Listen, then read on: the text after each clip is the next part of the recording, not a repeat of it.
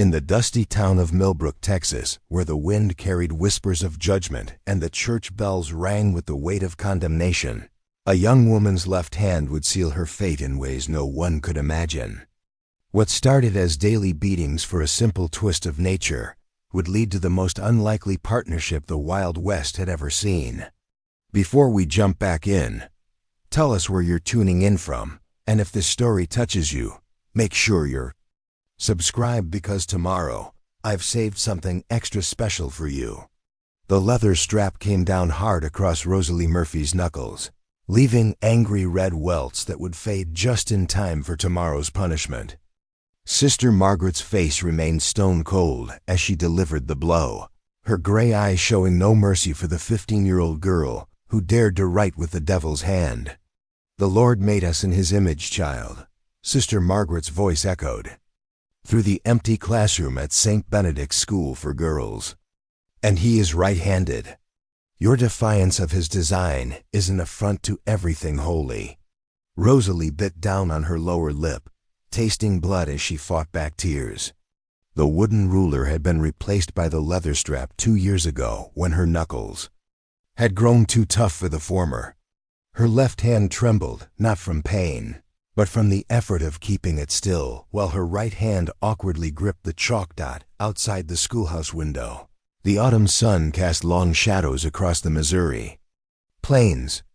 It was 1887, and Millbrook was a town where God's word was law, and Sister Margaret was His most devoted enforcer. The Murphy family had sent Rosalie here believing that the Sisters of Mercy could cure what they saw as a curse upon their daughter. "Begin." "Again," Sister Margaret commanded, pointing to the slate board. "And remember, child, the right hand is the hand of righteousness." Rosalie's right hand cramped as she attempted to form the letters, her natural grace and fluid penmanship so elegant.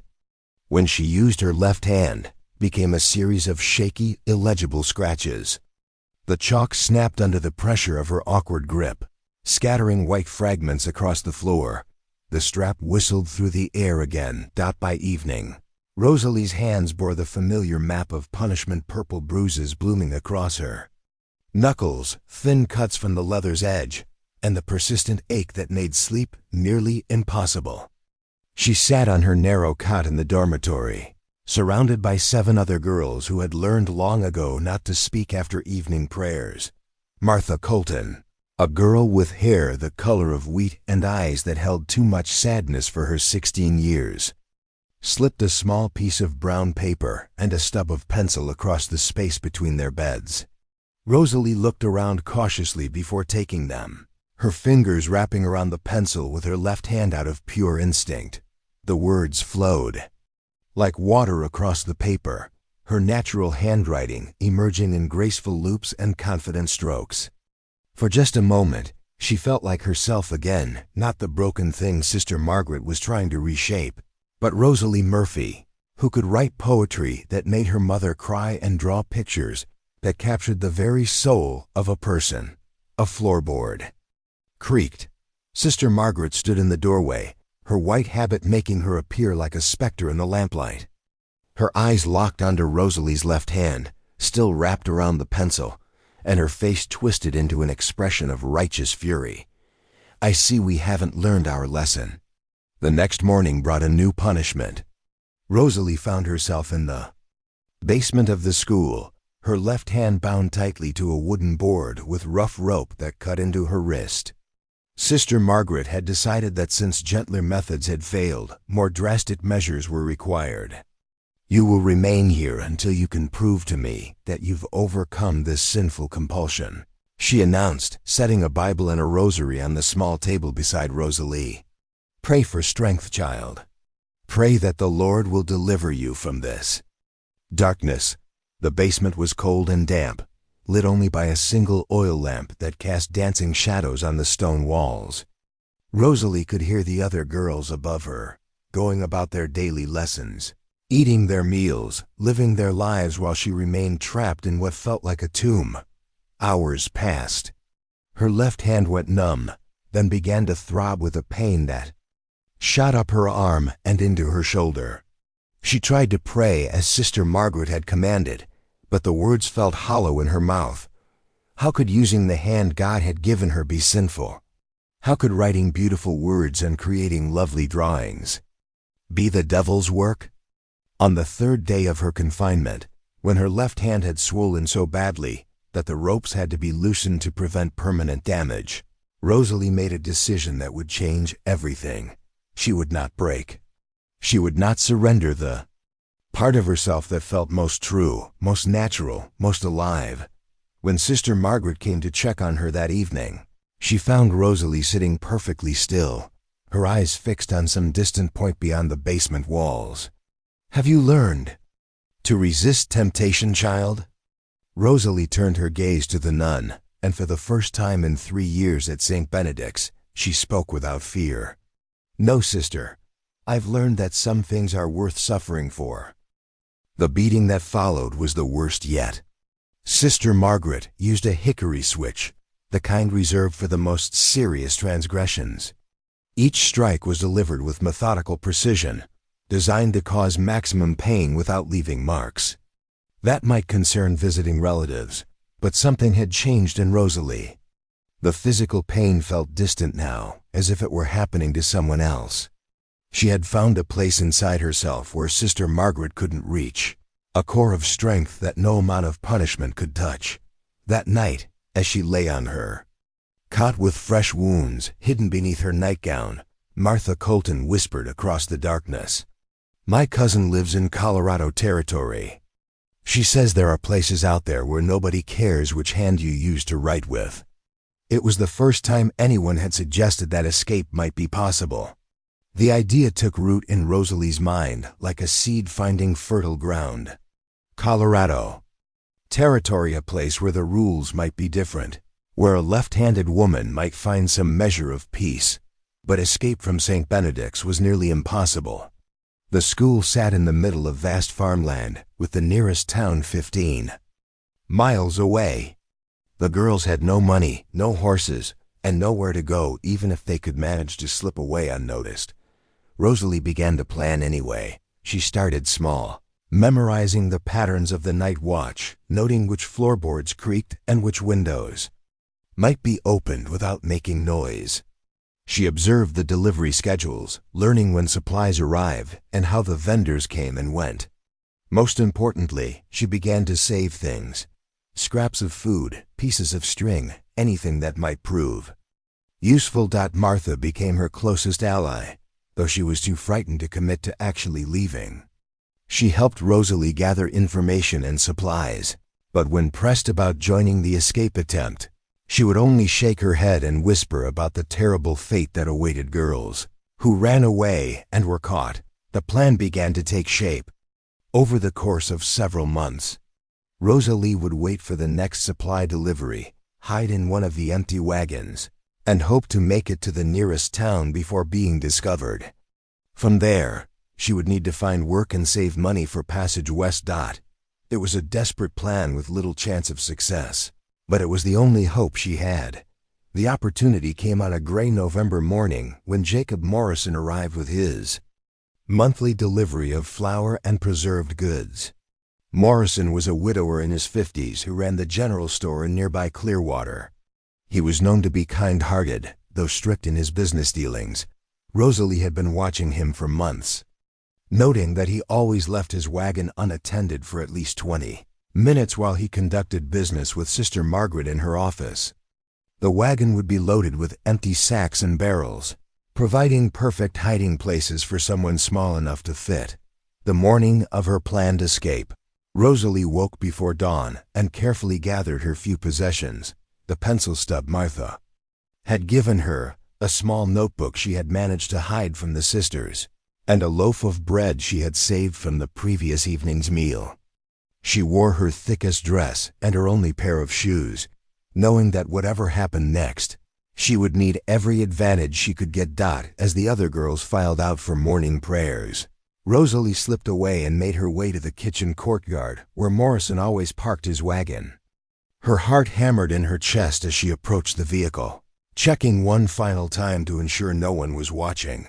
The wagon bed was filled with empty flour sacks, just as she had hoped. She burrowed deep into the pile, pulling the heavy canvas over her head and trying to make herself as small as possible. The smell of flour dust filled her nostrils, and she had to fight the urge to sneeze. Minutes stretched like hours as she waited for Morrison to return.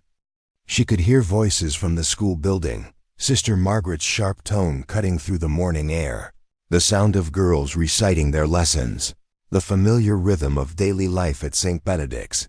Then footsteps approached, heavy boots on cobblestones. The wagon shifted as Morrison climbed onto the driver's seat, and Rosalie felt a surge of hope as the wheels began to turn. They had traveled, perhaps, half a mile when the wagon suddenly lurched to a stop. "Well, I'll be damned." Morrison's voice carried a note of surprise rather than anger. "Looks like I've got myself a stowaway." Rosalie's blood turned to ice as the canvas was pulled away, revealing Morrison's weathered face looking down at her with a mixture of curiosity and concern. She waited for him to turn the wagon around, to deliver her back to Sister Margaret and the punishment that would surely follow. Instead, he studied her face for a long moment, taking in the fading bruises on her jaw and the desperate fear in her eyes. "Running away from the sisters, are you?" His voice was gentler than she had expected. "Can't say I blame you, child. That place has always struck me as more prison than school. Preparing and narrating this story took us a lot of time, so if you are enjoying it, subscribe to our channel. It means a lot to us. Now back to the story."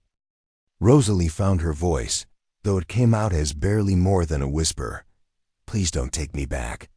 I'll work for you, do anything you need. Just don't take me back there." Morrison was quiet for a long time, his hands resting on the reins, as he considered her words. Finally, he reached into his coat pocket and pulled out a worn leather pouch. "Can you read and write, girl?" "Yes, sir." "Which hand do you write with?" The question caught her off guard.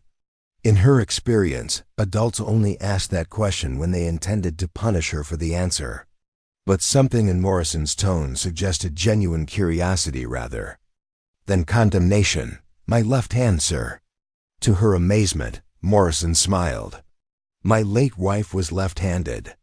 Finest penmanship I ever saw, and could figure numbers faster than any banker in 3 counties. He tucked the pouch back into his coat. "I've been needing help with my books, keeping track of inventory and such. My own writing's so poor I can barely read it myself." Hope bloomed in Rosalie's chest, fragile but real. "You mean ... you'd give me work?" "I mean I'd give you a chance to earn your keep, same as anyone else. But I won't lie to you, child, it won't be easy. Clearwater's not much different from any other small town when it comes to ... certain attitudes. And those sisters are going to come looking for you eventually." Rosalie didn't hesitate. "I understand, sir. And I'm grateful for any chance you're willing to give me." Morrison nodded and clicked his tongue at the horses. "Well then, I reckon we'd better get moving. Got a store to run, and it sounds like I've got myself a new bookkeeper to train." As the wagon rolled toward Clearwater, Rosalie felt something she hadn't experienced in years: hope for a future that might hold something more than daily punishment and endless attempts to change who she was. She didn't know what challenges lay ahead, but for the first time since arriving at St. Benedict's, she dared to believe that escape was possible. The road stretched out before them, dusty and uncertain, but it led away from the place that had tried to break her spirit. And in that direction lay the possibility of a life where being left-handed might not be a curse, but simply another part of who she was meant to be. Clearwater, Missouri, proved to be everything Morrison had warned about, and more. The town sat in a valley between rolling hills, its main street lined with weathered buildings that had seen better days. The general store occupied a corner lot, its wide front windows displaying an assortment of goods from farming tools to bolts of fabric. Morrison's living quarters sat above the store, accessible through a narrow staircase behind the counter. He showed Rosalie to a small room at the back, barely larger than her dormitory cot at St. Benedict's, but it was hers alone, the first private space she had ever possessed. "You'll start tomorrow," Morrison explained, setting a ledger book on the simple wooden desk. "I'll show you how I've been keeping the books, though I warn you, it's a mess. Been putting off proper accounting for months." That first evening, Rosalie sat at the desk with her left hand wrapped around a proper pen, not a pencil stub or piece of chalk, but an actual fountain pen with real ink. The ledger pages were filled with Morrison's scrawled handwriting, numbers and inventory lists that crossed and recrossed each other in confusing patterns. She began by copying his entries in her own clear script, organizing them by date and category. Her left hand moved with practiced grace, forming neat columns and legible notes. For the first time in years, she felt useful rather than defective. The trouble started 3 days later. Reverend Thomas Whitmore arrived at the store just after the morning rush, his black suit immaculate despite the dust from the road. He was a tall man with steel-gray hair and eyes that seemed to weigh everything they looked upon. The conversation carried clearly through the thin walls as Rosalie worked. In the back office, "Jacob, I've heard disturbing reports about your new employee." Morrison's voice remained steady. "Don't know what you mean, Reverend. I mean the girl who writes with her left hand. Mrs. Henderson saw her working on your books yesterday. Bold as brass, using the devil's hand right there in public view." Rosalie's pen stopped moving. She held her breath, waiting for Morrison's response. "The girl does good work, Thomas. Best bookkeeping I've had in years." "That's not the point, and you know it." Whitmore's voice grew sharper. "We have standards in this community, moral standards that we cannot compromise. The Lord's design is clear, the right hand for righteousness, the left for sin. To allow, even encourage, such behavior sends the wrong message to our young people. She's not hurting anyone by keeping my accounts straight. She's setting an example of defiance against God's natural order. And there's another matter, sister. Margaret sent word that one of their students has gone missing. A left-handed girl who was being corrected for her condition. I find it quite coincidental that such a person should appear in your employ." Rosalie felt the walls closing in around her. She had been naive to think that word wouldn't spread, that people wouldn't notice or care about which hand she used. The freedom she had tasted for 3 precious days was already slipping away. That evening, Morrison found her packing her few belongings into a cloth bundle. "Where do you think you're going?" "I won't bring trouble to your business, Mr. Morrison. You've been kinder to me than anyone has in years, and I won't repay that by destroying your reputation." Morrison sat heavily in the chair across from her desk. His face looked older than it had just that morning, lined with worry and fatigue. "Reverend Whitmore's organized a meeting for tomorrow night. Says the community needs to discuss the situation, decide what's to be done." He rubbed his temples. "I'm not going to lie to you, Rosalie. It doesn't look good. Then I should leave before then." "Where will you go? You've got no money, no family to take you in. Winter's coming, and the road's no place for a young woman. Alone." It was true, but staying meant facing whatever judgment the town had decided upon. Rosalie had seen enough of community justice at St. Benedict's to know how such meetings usually ended. "There might be another way," Morrison said slowly.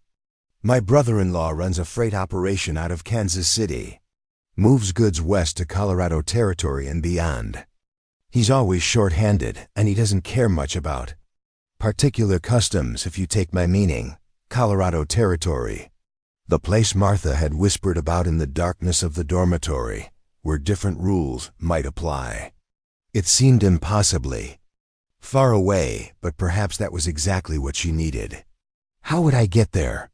Supply wagon leaves for Kansas City every week. The driver's name is Bill Hendricks, good man, fought in the war with my brother.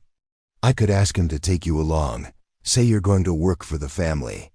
It meant leaving behind the small measure of stability she had found, venturing into unknown territory with no guarantee of safety or success. But it also meant escape from the gathering storm of community. disapproval that threatened to crush her just as surely as Sister Margaret's leather strap. "I'll go." Morrison nodded, though. She could see the reluctance in his eyes. "I'll speak to Hendricks tomorrow. You'll need supplies, proper clothes for traveling, food, a little money to get you started." "I can't take your money, Mr. Morrison. You've already done more than enough. You've earned it, girl. 3 days of your bookkeeping sorted out 6 months of my careless record-keeping. Besides," he smiled sadly, "my wife would haunt me if I sent a young woman out into the world empty-handed." The next day passed in a haze of preparation and anxiety. Morrison provided her with a traveling dress of sturdy brown wool, a warm coat that had belonged to his wife, and a small leather satchel for her belongings. He also gave her a letter of introduction to his brother-in-law and $20 in silver coins, more money than she had ever possessed. Bill Hendricks arrived that evening just as the first members of the community were gathering at the church for their meeting about the left-handed problem. He was a compact man with graying hair and intelligent eyes that missed very little. When Morrison explained the situation, Hendricks simply nodded. "Seen plenty of folks running from one kind of trouble or another. As long as she doesn't bring any to me, I have no problem giving her passage." They loaded her few possessions into the wagon among the sacks of grain and bolts of cloth, bound for Kansas City. As the sun set behind the hills surrounding Clearwater, Rosalie took one last look at Morrison's store, the first place since childhood where she had felt truly useful. "You take care of yourself, girl," Morrison said, pressing a small wrapped package into her hands. "And remember, there's nothing wrong with being exactly who you are." The wagon lurched into motion, carrying her away from yet another failed attempt at finding a place to belong. But this time felt different. This time, she was choosing to leave rather than being driven away.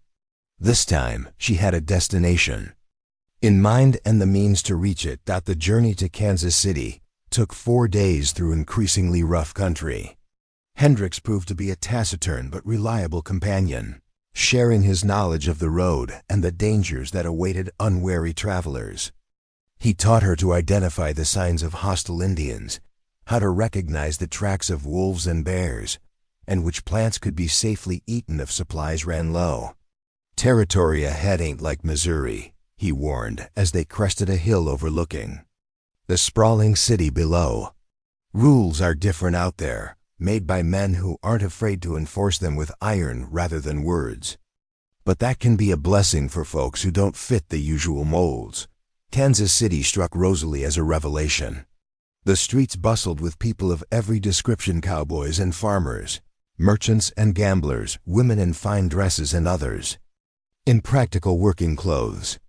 She saw men and women of different races working side by side, heard languages she couldn't identify, witnessed an energy and diversity that made Clearwater seem like a forgotten corner of the world. Hendricks led her through the maze of streets to a freight yard on the western edge of the city. The operation was larger than she had expected: dozens of wagons in various stages of loading and repair, horses and mules in corrals, men shouting orders and hauling cargo. The man who emerged from the largest building looked nothing like Morrison. Where her former employer had been slight and scholarly, Thomas Crawford was built like a bull, with massive shoulders and hands that looked capable of breaking a man in half. His face was weathered by years of outdoor work, and a long scar ran from his left temple to his jaw. "So you're the girl Jacob wrote about," he said, looking her up and down with frank assessment. "Says you can read and write, keep books organized." "Yes, sir." "Good. My current bookkeeper drinks more than he records, and half of what he does. Record is illegible." Crawford gestured toward the chaos of the freight yard. "This operation moves more cargo in a month than most towns see in a year.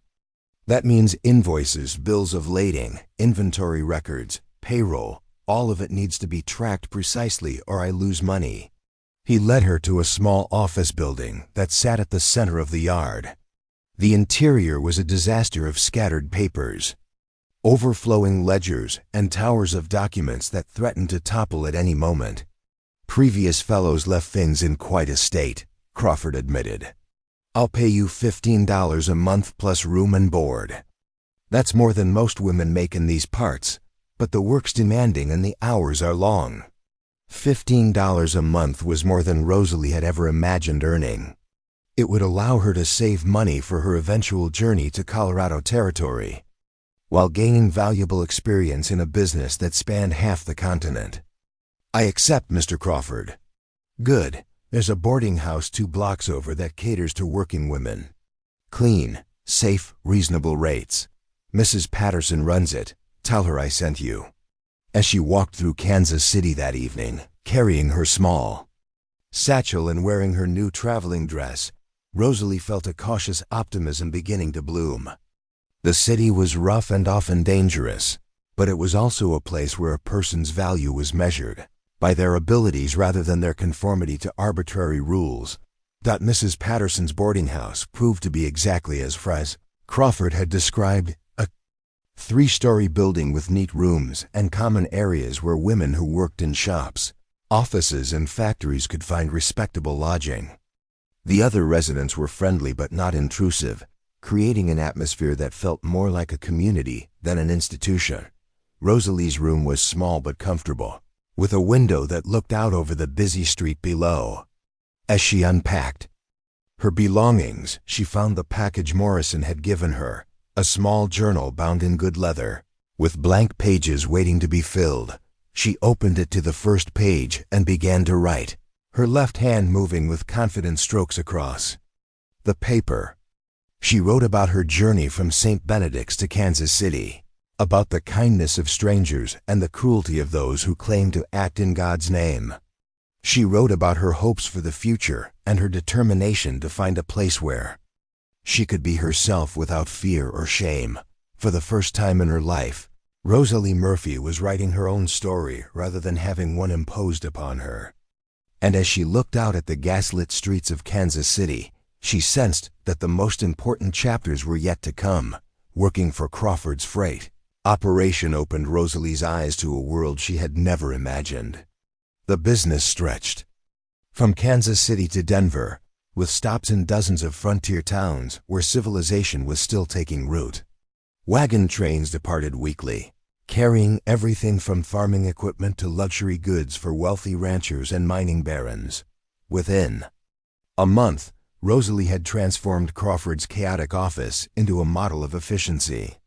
She created a filing system that tracked every shipment from origin to destination, implemented a payroll schedule that kept the drivers and loaders satisfied, and established inventory controls that prevented costly losses and theft.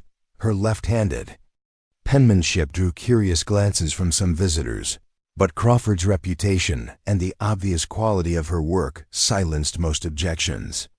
In the rough world of frontier commerce, results mattered more than social conventions.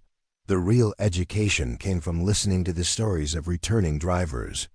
They spoke of towns that appeared overnight around mining strikes, of cattle drives that stretched across endless grasslands, of Indian raids and shootouts with outlaws.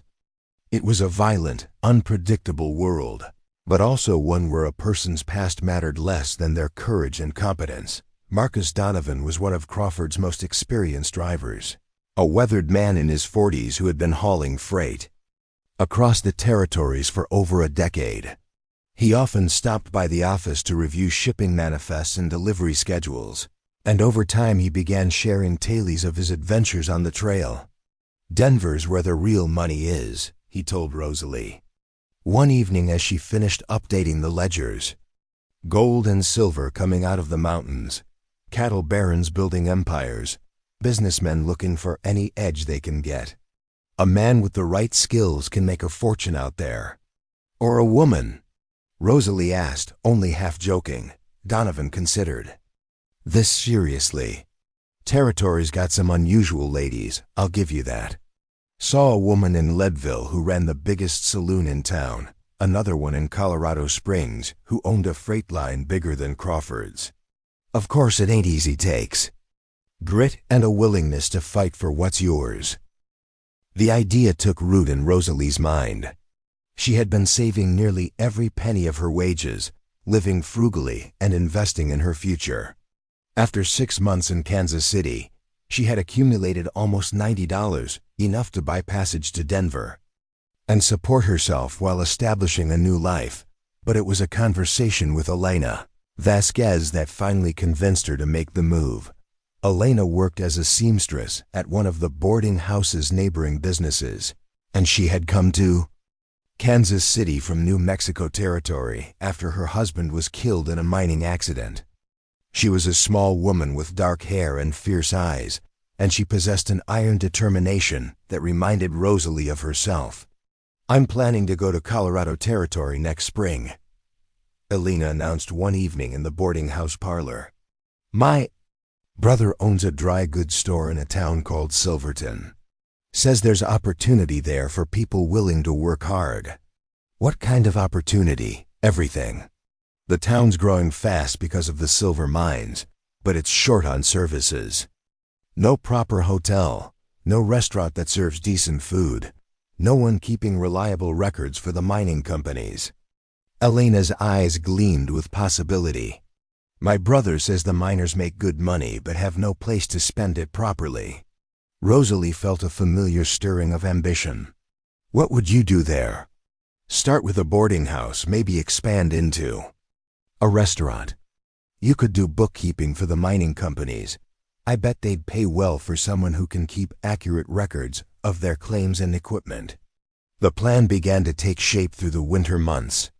Elena would handle the hospitality side of their venture while Rosalie provided accounting and clerical services. They would pool their resources, share the risks, and build something together in a place where their unconventional backgrounds might actually be advantages. Crawford was disappointed, but not surprised when Rosalie announced her intention to leave in the spring. "Can't say I blame you," he admitted, looking around his now organized office. "You've got too much talent to spend your whole life managing someone else's business. The territory's the place for ambitious folks like yourself." He provided her with letters of introduction to several business contacts in Colorado, including mining company owners and freight operators who might need her services. More importantly, he gave her advice about the realities of frontier life. Denver's civilized enough, but once you get into the mountains, it's a different world. Men carry guns because they need them, and justice comes from whoever's fastest on the draw. You'll need to be careful who you trust, and even more careful who you cross. As spring arrived and the mountain passes began to clear, Rosalie and Elena finalized their preparations.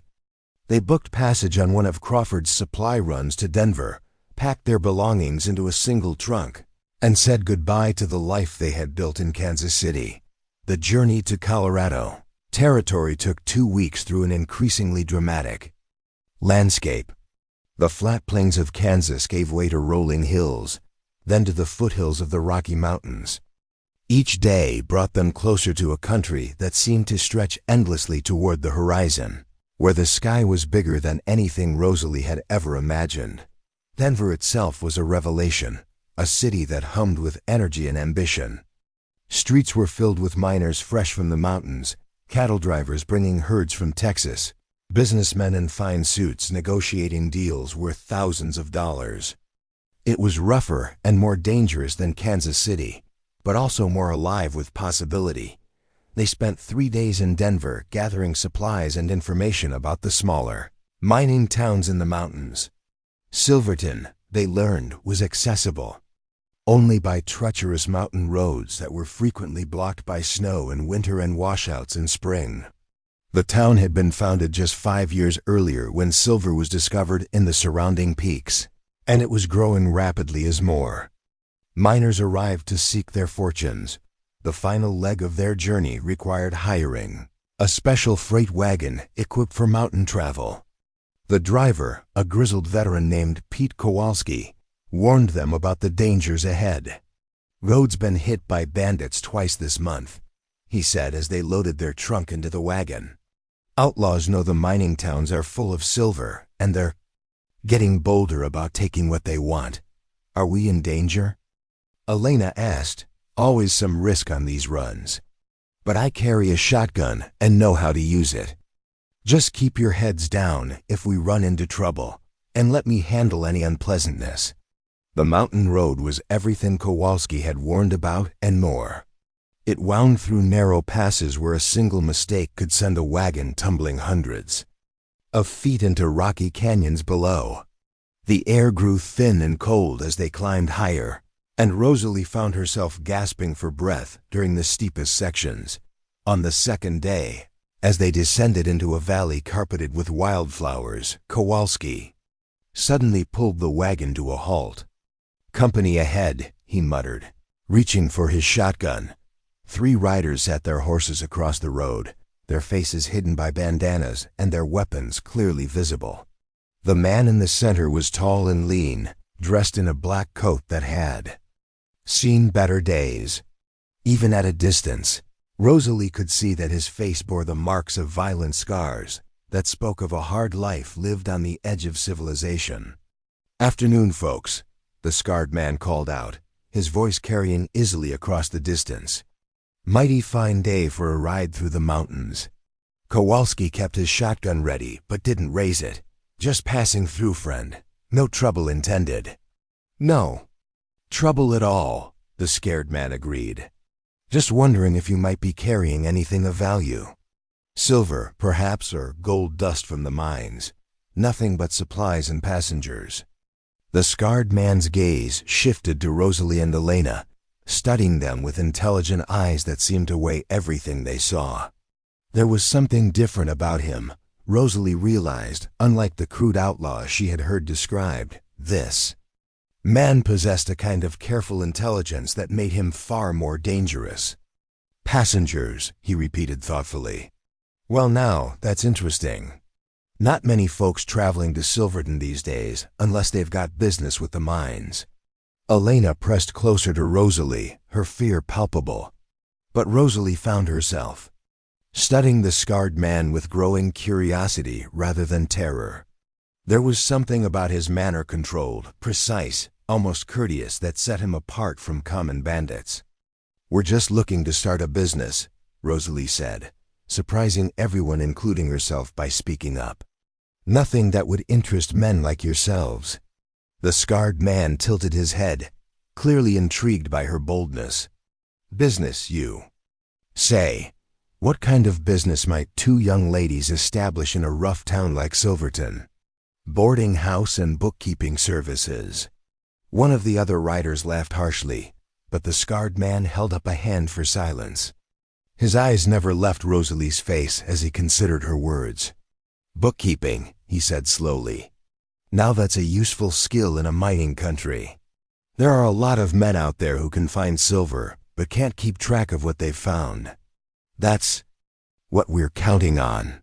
The scarred man was quiet for a long moment, his scarred face unreadable. Finally he turned to his companions. "Let them pass." But Ezra, one of the other men, started to protest. "I said let them pass." The 3 riders moved their horses aside, clearing the road. As Kowalski urged the wagon forward, the scarred man Ezra touched the brim of his hat in a gesture that was almost respectful. "Good luck with your business venture, miss. Hope you find what you're looking for in Silverton." As they drove past the outlaws, Rosalie found herself looking back at the scarred man called Ezra. He sat his horse with the easy grace of someone born to the saddle, and despite the violence clearly written in his scars, there had been something in his manner that suggested depths beneath the surface. It would not be the last time their paths crossed. Silverton itself proved to be everything Elena's brother had described and more. The town clung to the sides of a narrow valley, its buildings ranging from substantial brick structures on the main street to rough shacks scattered up the mountainsides where the miners lived. The sound of pickaxes and blasting powder echoed constantly from the surrounding peaks, and the air carried the metallic tang of silver dust. Elena's brother, Miguel Vasquez, met them at the edge of town with a warm embrace and enthusiastic plans for their new venture. His dry goods store occupied a prime location on Main Street, and he had already identified a suitable building for their boarding house. Just 2 blocks away. As they toured the property, a 2-story frame building with 8 rooms and space. For a dining area, Rosalie felt the familiar stirring of ambition. This was their chance to build something substantial, to create the kind of life she had dreamed about during those dark days at St. Benedict's. But even as she planned and calculated, part of her mind remained fixed on the image of the scarred gunslinger who had let them pass. Something about Ezra had suggested that their encounter had been more than mere chance, and in a town as small as Silverton, she suspected their paths would cross again sooner than she might expect. The Silver Dollar boarding house opened its doors on a crisp October morning, exactly 3 months after Rosalie and Elena's arrival in Silverton. The building had been transformed from a neglected shell into a respectable establishment with clean rooms, sturdy furniture, and the aroma of Elena's cooking drawing customers from blocks away. Rosalie had painted a simple sign for the front window: Silver Dollar Boarding House. Clean rooms, good food, honest bookkeeping services. The last addition had been her idea, and it proved to be a stroke of genius. Within days of opening, miners began approaching her with ledgers full of claims documentation, equipment inventories, and partnership agreements that needed professional organization. Samuel Morrison, no relation to her former employer in Clearwater, was the first to seek her services. He owned 3 claims on the mountain above town and employed a dozen men, but his record keeping was so poor that he couldn't tell which claims were profitable and which were draining his resources. "Been trying to sort this mess for months," he confessed, dumping a leather satchel full of crumpled papers onto the boarding house's front desk. "My partners are getting nervous, and I can't blame them. Need someone who can make sense of numbers." Rosalie spread the papers across the desk, her trained eye quickly identifying the chaos. Claims registrations were mixed with equipment receipts. Payroll records were scattered among grocery bills, and several important documents appeared to be missing entirely. "I can organize this," she assured Morrison. "But it'll take time to reconstruct what's missing and create a proper accounting system." "How much time?" 2 weeks for the initial organization, then ongoing maintenance if you want to keep things in order." Morrison agreed to her terms: $5 for the initial work plus $2 monthly for ongoing bookkeeping. It was more money than Rosalie had dared hope for, and word of her services spread quickly through the mining community. By November, she was managing accounts for 6 different mining operations, keeping track of everything from ore shipments to equipment purchases. Her reputation for accuracy and discretion made her valuable to men who often conducted business with a handshake and needed someone they could trust to document their agreements. The work also gave her insights into the darker side of Silverton's economy. Several of her clients mentioned problems with claim jumpers, men who would falsify documents to steal productive mining sites from their rightful owners. Others spoke of equipment theft and payroll robberies that seemed too well informed to be random crimes. It was during one of these conversations that Ezra's name came up for the first time since their encounter on the mountain road. "Ezra Cole," Morrison said, his voice dropping to a whisper as he glanced around the boarding house dining room. "Word is he's the one organizing the robberies. Smart enough to know which shipments are worth hitting, careful enough to avoid getting caught." Rosalie kept her expression neutral, but her pulse quickened at the mention of the scarred gunslinger. "What makes people think he's responsible?" "Timing, mostly. Robberies always happen when the victims got something worth taking, never when they're hauling empty wagons or low-grade ore. Someone's feeding him information about shipping schedules and cargo values." The implication was troubling. If Ezra was indeed behind the robberies, he was running a sophisticated operation that required inside knowledge of the mining company's activities. And if her clients were being targeted, it might only be a matter of time before her own involvement drew unwanted attention. That evening, as Rosalie worked late updating ledgers in the boarding house office, She heard footsteps on the front porch. Elena had already retired for the night, and their current guests were all accounted for upstairs. She set down her pen and listened carefully, her hand moving instinctively toward the small derringer Miguel had insisted she carry. Soft knock echoed through the building. Rosalie approached the front door cautiously, keeping the derringer hidden in the folds of her skirt. Through the glass, she could see a tall figure silhouetted against the gas street lights. "Who's there?" "Someone who'd like a word with the lady who keeps such excellent books." The voice was familiar, cultured, controlled, with the slight drawl that marked men who had spent years on the frontier. Rosalie's heart hammered as she recognized it.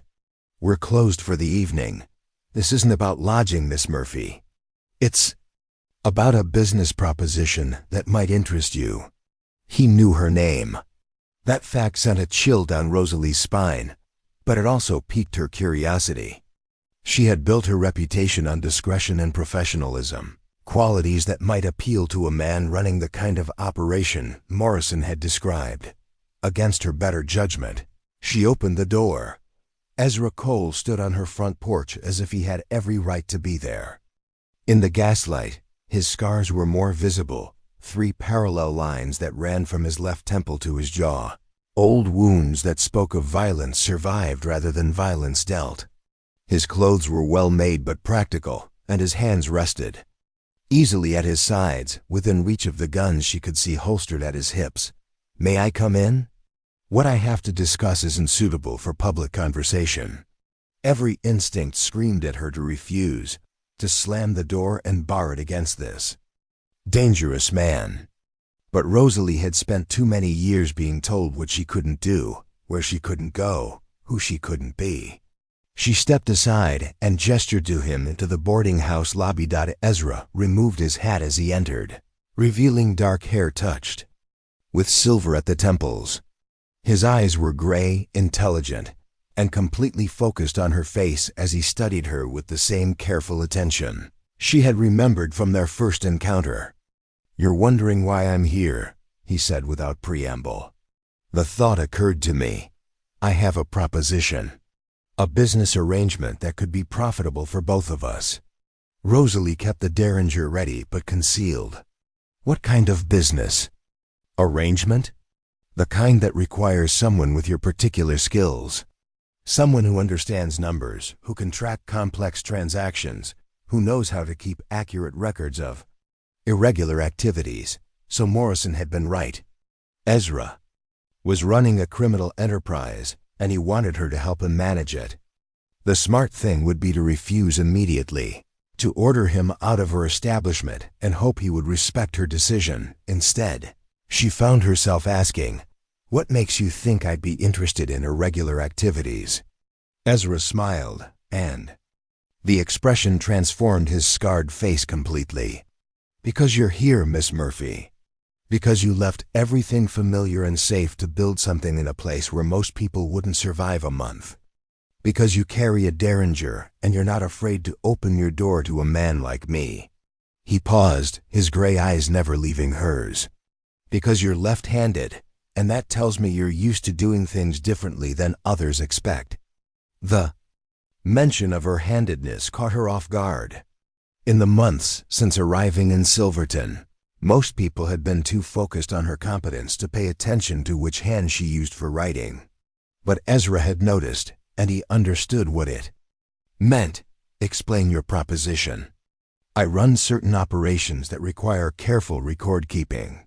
Tracking shipments, managing distribution, calculating profits and expenses.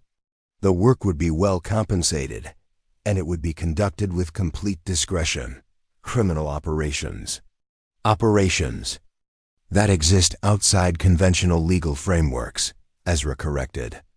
"The territory's laws are written by men in Denver who've never seen a mining camp, enforced by sheriffs who owe their positions to political connections rather than competence.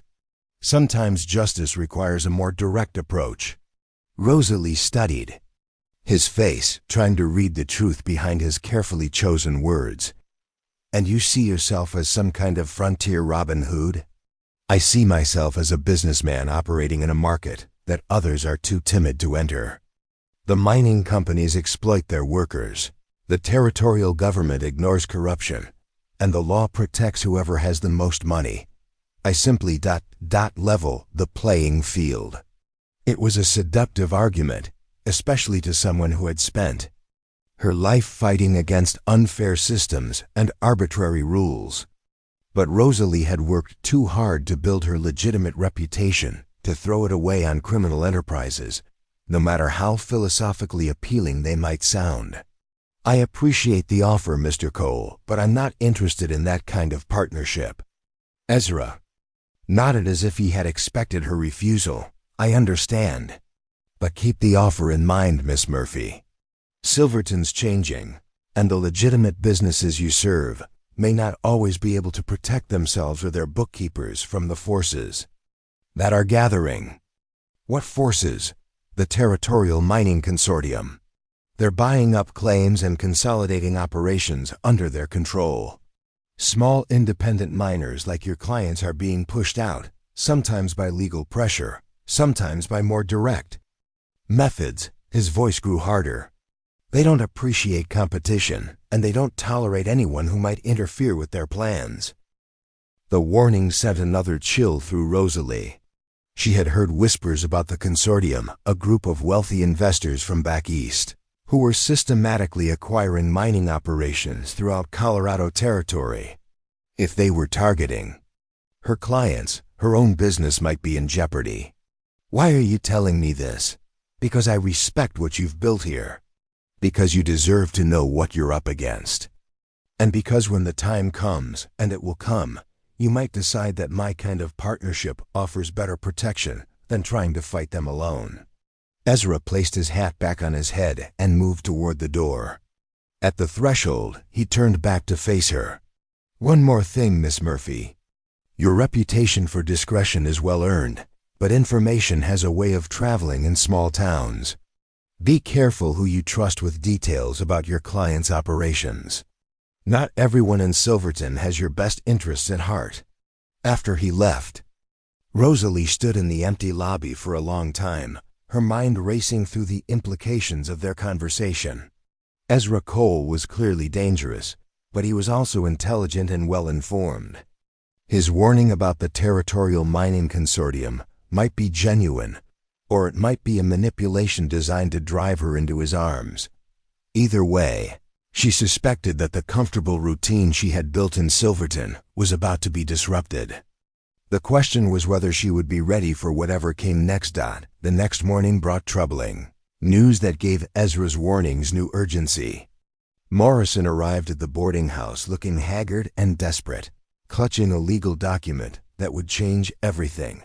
The legal document Morrison thrust into Rosalie's hands bore the ornate letterhead of Blackwood, Sterling and Associates, a Denver law firm known for representing powerful mining interests. The language was dense with legal terminology, but the message was clear. Morrison's three most productive claims were being challenged in territorial court by the consortium on grounds of improper documentation. They say my original filing papers were incomplete, Morrison explained, his voice shaking with anger and fear. Claim there are discrepancies in the boundary descriptions that invalidate my ownership. Rosalie studied the document carefully, her trained eye catching details that Morrison might have missed. These discrepancies they mention, do you have copies of your original filings? Course I do. Been mining those claims for 2 years, never had a problem before. May I see them? Morrison produced a worn folder containing his claim registrations, survey maps, and correspondence with the Territorial Land Office. As Rosalie compared them to the allegations in the legal document, a disturbing pattern emerged. These aren't discrepancies, she said slowly. Someone has altered the official records in Denver. The descriptions in this lawsuit don't match your original filings at all. Morrison's face went pale. You mean they're lying? I mean they're using forged documents to steal your claims. The question is how they got access to the territorial records to make the alterations. It was a sophisticated scheme that required influence at the highest levels of territorial government. The consortium wasn't just buying out small miners, they were systematically destroying the legal foundations of independent claims through bureaucratic manipulation and judicial corruption. "What can I do?" Morrison asked desperately. "I've got 12 men depending on those claims for their livelihood. If I lose them, we're all finished." Rosalie wished she had better news to offer. "You'll need a lawyer, someone who understands territorial mining law and isn't afraid to challenge powerful interests." "Already tried that. 3 different law firms in Denver all told me the same thing. Consortium's got too much influence. Too many connections. Won't take the case." The scope of the conspiracy was becoming clear. The consortium had effectively captured the legal system, making legitimate challenges to their actions nearly impossible. Morrison and miners like him were facing a coordinated assault that they had no legal means to resist. Over the following weeks, similar legal challenges began appearing throughout Silverton. Independent miners found their claims questioned, their documentation challenged, their livelihoods threatened by lawsuits they couldn't afford to fight. The consortium's strategy was brutally effective, used the legal system to accomplish what would have required armies of gunmen in an earlier era. Rosalie's bookkeeping business became an unofficial clearinghouse for information about the attacks. Miners brought her their legal documents, hoping her organizational skills might reveal weaknesses in the consortium's cases.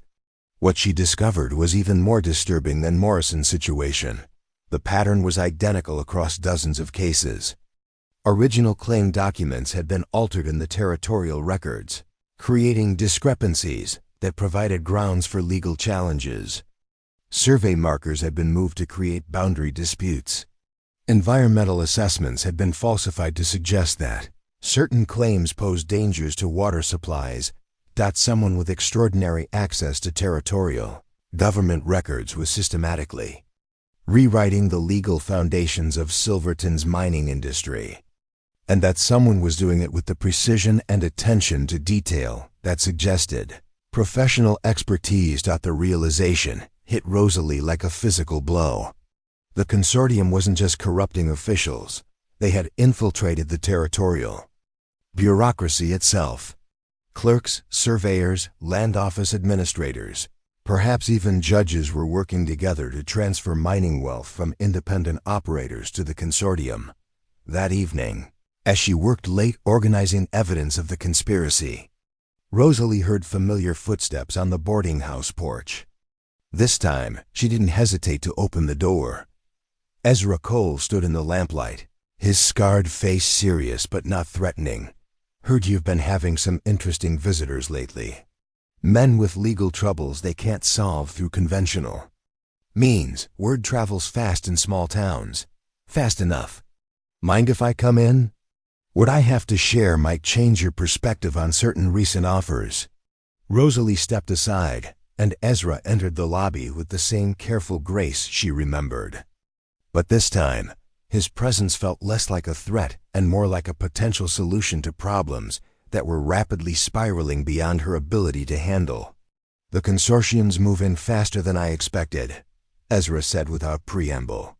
"Their timetables then accelerated because of resistance from independent miners. They want Silverton's claims consolidated under their control before spring." "How do you know their timetable?" "Same way I know which shipments are worth robbing and which officials can be bought. Information is my business, Miss Murphy, and I'm very good at my business." Rosalie studied his face, searching for deception or manipulation. Instead, she saw something that surprised her: genuine concern for the miners whose claims were being stolen. "Why do you care what happens to the independents?" "Because the consortium doesn't just steal claims. They exploit workers, corrupt officials, and turn thriving communities into company towns where everything is controlled by distant investors. I've seen what they do to places like Silverton, and I prefer the chaos of honest criminals to the order of legal thieves." It was a philosophy that resonated with someone who had spent her life fighting against systems designed to crush individual spirit. The consortium represented everything Rosalie had rebelled against: arbitrary authority, systematic oppression, the use of power to destroy those who couldn't defend themselves. "What are you proposing?" "Partnership. Not the criminal enterprise I offered before, but something more ambitious. A way to fight the consortium using their own methods against them." Ezra moved to the window, checking the street outside before continuing. "The consortium's strength comes from their control of information and legal documentation. They can alter records, falsify surveys, and manipulate the courts because they own the people who manage those systems. And you want to steal their files? Expose their corruption? I want to beat them at their own game. Use superior organization and better intelligence to protect the independents while building a network that can challenge consortium control throughout the territory." The proposal was audacious beyond anything Rosalie had imagined. Ezra wasn't just suggesting that they commit crimes. He was proposing that they build an alternative power structure capable of protecting legitimate miners from systematic exploitation. That would require resources, connections, people willing to risk everything, all of which I can provide. What I need is someone with the skills to manage complex operations, someone who can organize information, track multiple activities, and maintain records that will stand up to scrutiny when the time comes to expose the consortium's crimes. Rosalie found herself considering the proposal seriously. Her legitimate business was already under threat if the consortium succeeded. In driving out her clients, she would lose everything she had built in Silverton. Fighting back might be her only chance of survival. What would my role be? Managing the intelligence network, tracking consortium activities, documenting their illegal methods, organizing countermeasures to protect independent claims. You'd essentially become the unofficial defender of mining rights in this part of the territory. It was exactly the kind of challenge that appealed to Rosalie's sense of justice and her hunger for meaningful work. But it was also incredibly dangerous. If they were caught, the consequences would be far worse than anything Sister Margaret had ever inflicted. "I need time to think." "Of course, but don't take too long. Morrison's hearing is scheduled for next week, and after that, the consortium will move against the other independents. Once they establish legal precedent, stopping them becomes much more difficult." Ezra moved toward the door, then paused. "One more thing. If you decide to partner with me, it has to be a complete partnership. Equal risks, equal decisions, equal rewards. I won't work with someone who's half committed to the cause." After he left, Rosalie sat in the empty lobby weighing her options. She could maintain her legitimate business and hope the consortium would leave her alone, a hope that seemed increasingly naive as their systematic campaign continued. She could flee Silverton as she had fled Clearwater and Kansas City, starting over again in some distant place where her past wouldn't follow, or she could fight. The next morning brought news that made her decision easier. Elena burst into the office with a telegram that had arrived at Miguel's store, her face pale with worry. "It's from Morrison," Elena said, handing over the yellow paper. "The consortium made him an offer." The telegram was brief, but devastating. "Consortium offering to buy my claims for 10 cents on the dollar. Says if I don't accept by Friday, they'll proceed with a lawsuit and I'll get nothing. Need advice." It was classic intimidation. Give Morrison an impossible choice between accepting a pittance or losing everything through prolonged legal battle he couldn't afford. The consortium was no longer even pretending to use legitimate methods. Rosalie crumpled the telegram and made her decision. That evening, she found Ezra at the Silver Dollar Saloon, playing poker with 3 miners and a traveling merchant. He looked up as she approached his table, and something in her expression must have told him everything he needed to know. "Gentlemen, I'm afraid I'll have to cash in my chips," he announced, gathering his modest winnings. "Business calls." They walked to a quiet corner of the saloon where their conversation wouldn't be overheard. The place was crowded with miners drinking away their worries, their voices creating enough noise to mask any discussion. "I accept your offer," Rosalie said without preamble. "Full partnership, equal risks and rewards." Ezra nodded slowly, his scarred face serious. "You understand what you're committing to? This isn't just about saving Morrison's claims. If we succeed, we'll be taking on the most powerful mining interests in the territory. They won't respond to defeat with legal challenges. They'll send armed men."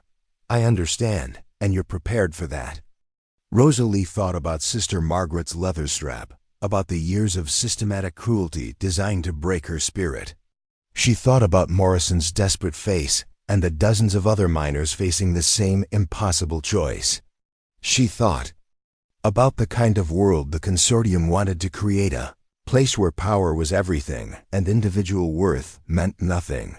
"I've been preparing for this fight my whole life," she said. "I just didn't know it would look like this." Ezra extended his hand, and she shook it with her left hand, the same hand that had brought her so much trouble, that had marked her as different and defiant from birth. "Partners," he said simply. "Partners." The die was cast. Within days, their alliance would face its first test as Morrison's deadline approached, and the consortium prepared to claim another victory. But for the first time since arriving in Silverton, Rosalie felt like she was exactly where she belonged, standing with someone who understood that some battles were worth fighting, regardless of the odds. The first test of their partnership came sooner than expected. 2 days after shaking hands in the Silver Dollar Saloon, Rosalie found herself crouched behind a boulder on the mountainside above Morrison's main claim, watching through a pair of field glasses as 6 armed men systematically destroyed mining equipment worth thousands of dollars. "Consortium enforcers," Ezra whispered from beside her. "They're not just stealing the claims, they're making sure Morrison can't work them even if he wins his legal challenge." The sabotage was methodical and professional. The men weren't wild vandals but trained operatives who knew exactly which equipment to target for maximum economic damage. They destroyed the steam-powered ore crusher, damaged the mine cart rails, and collapsed the entrance to the main shaft with carefully placed dynamite charges. "We have to stop them," Rosalie said, her hand moving instinctively toward the Colt revolver Ezra had insisted she learn to use. 6 armed men against 2? That's not strategy, that's suicide. Ezra's scarred face was grim as he studied the scene below.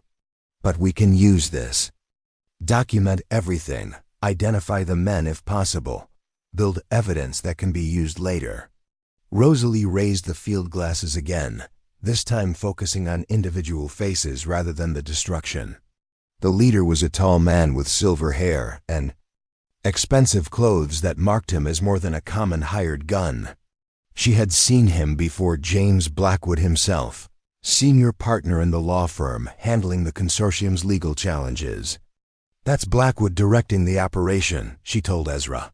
"The lawyer who's supposed to be fighting Morrison in court is personally overseeing the destruction of Morrison's property." "Perfect." Ezra's smile was cold and calculating.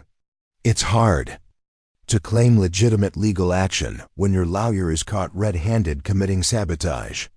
They spent the next hour documenting the destruction, with Rosalie sketching detailed diagrams of the damage while Ezra noted the time, weather conditions, and identifying characteristics of each perpetrator. By the time the enforcers finished their work and rode away, they had compiled enough evidence to destroy Blackwood's reputation and expose the consortium's illegal methods. But evidence was useless without a way to present it to authorities who weren't already corrupted. The territorial courts were controlled by consortium influence, the sheriffs were bought and paid for, and the territorial legislature was dominated by mining interests. Traditional legal channels offered no hope of justice. "We need to change the game entirely," Ezra explained as they rode back toward Silverton. "Stop playing by their rules and force them to respond to ours." The plan he outlined was audacious in its scope and precision. Rather than challenging the consortium through corrupted legal channels, they would build their own network of information gathering, documentation, and direct action. Independent miners would be protected through a combination of intelligence, preparation, and when necessary, force. Rosalie's role would be central to everything. Her organizational skills and attention to detail made her perfect for managing the complex web of informants, documenting illegal activities, and coordinating protective measures for threatened miners. Her bookkeeping business provided perfect cover for gathering intelligence about consortium operations. Their first major operation began that very evening. While Ezra met with trusted contacts throughout the mining district, Rosalie established a secure communication system using her existing client relationships. Each miner she worked with became a potential source of information about consortium activities in their area. Alina agreed to help by using her brother's store as a message center, where coded communications could be passed between operatives.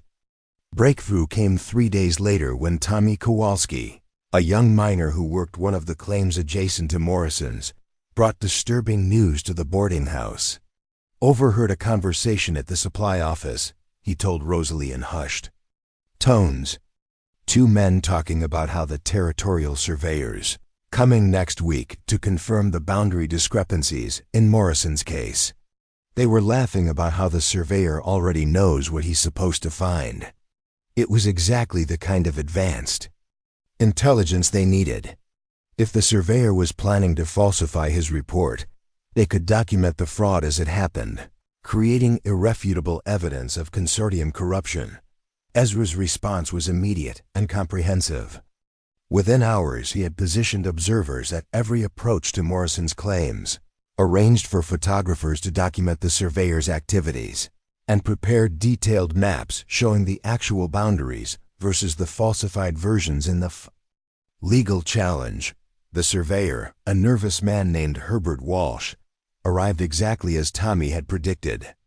He spent less than an hour examining the actual claim boundaries before producing a pre-written report that supported the consortium's legal position. The entire process was captured in photographs and witnessed by 3 independent observers. But catching Walsh in the act of fraud was only the beginning. Ezra had discovered something far more valuable. The surveyor was carrying correspondence that revealed the full scope of the consortium's operation throughout Colorado Territory. 23 different mining districts, Ezra reported after examining the intercepted documents. They're not just targeting Silverton. This is a coordinated campaign to control silver production across the entire region. The documents revealed a conspiracy that reached into the highest levels of territorial government. Judges had been bribed, land office officials corrupted, and survey records systematically falsified to support fraudulent legal challenges. The consortium wasn't just stealing individual claims. They were rewriting the entire legal foundation of mining in Colorado Territory. Armed with this evidence, Rosalie and Ezra faced a crucial decision. They could expose the conspiracy through newspaper coverage or federal authorities, potentially stopping the immediate threat to Silverton's miners. But doing so would also reveal their own activities and make them targets for consortium retaliation. The decision was made for them when Alana burst into the boarding house office with news that changed everything. "Morrison's been arrested," she announced breathlessly.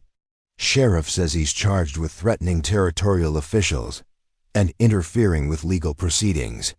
It was a transparent attempt to silence the most vocal opponent of the consortium's activities. Morrison had done nothing more than protest the fraudulent legal challenge to his claims, but the corrupted legal system was being used to transform legitimate grievances into criminal activity. "They're moving to the next phase," Ezra said grimly. "Intimidation and imprisonment for anyone who resists. If we don't act now, every independent miner in Silverton will be facing similar charges within weeks." The rescue operation they planned was unlike anything Rosalie had ever imagined participating in. Ezra had learned that Morrison was being held in the territorial jail in Canyon Creek, a day's ride from Silverton. The facility was lightly guarded, relying more on its remote location than armed security to prevent escapes. "We go in quietly, extract Morrison without violence if possible," Ezra explained as they prepared for the mission. "But if things go wrong, we fight our way out and worry about consequences later." Rosalie checked her weapons, the Colt revolver at her hip and a smaller hideout gun in her boot, with hands that were steadier than she had expected. The girl who had cowered under Sister Margaret Strap seemed like a different person entirely. The Canyon Creek jail sat at the edge of a small mining town, a stone building that had been designed more for holding drunks overnight than serious criminals. 2 guards were on duty, both of whom appeared more interested in their card game than watching for rescue attempts. Ezra's intelligence network had provided detailed information about the facility's layout, guard schedules, and Morrison's location in the building. He was being held in a cell on the 2nd floor, accessible through a stairway that was visible from the guards' position. The plan required precision timing and absolute coordination. While Ezra created a distraction by starting a fight in the saloon across the street, Rosalie would enter the jail through a rear window, free Morrison, and escort him out the same way. Simple in concept, potentially deadly in execution. Everything went wrong almost immediately. The rear window that was supposed to be unlocked had been secured with a new lock since Ezra's informant had surveyed the building. The noise Rosalie made forcing it open alerted one of the guards, who came to investigate just as she was climbing through. "What the hell?" the guard started to say before Rosalie's pistol barrel connected with his temple, dropping him unconscious to the floor. The sound of his fall alerted the 2nd guard, who came running with his gun drawn. Rosalie found herself in a gunfight in the narrow corridor of the jail, trading shots with a man who had better cover and more experience with violence. The fight lasted less than a minute, but felt like hours. Bullets splintered wood and shattered glass as both combatants sought advantage in the confined space. Rosalie's left-handed shooting stance confused the guard, who had positioned himself to defend against a right-handed opponent. That momentary confusion was enough for her to land a shot that disabled his gun arm and ended the fight. Morrison was exactly where intelligence had indicated, locked in a cell that Ezra's information suggested would be easy to open. The lock proved more challenging than expected, but Rosalie's steady hands and attention to detail allowed her to pick it successfully after several tense minutes. "Miss Murphy?" Morrison stared at her in disbelief. "What are you doing here?" "Getting you out before they decide you're too much trouble to keep alive." The escape route that had seemed straightforward in planning became a nightmare of complications. The unconscious guard had awakened and was shouting for help.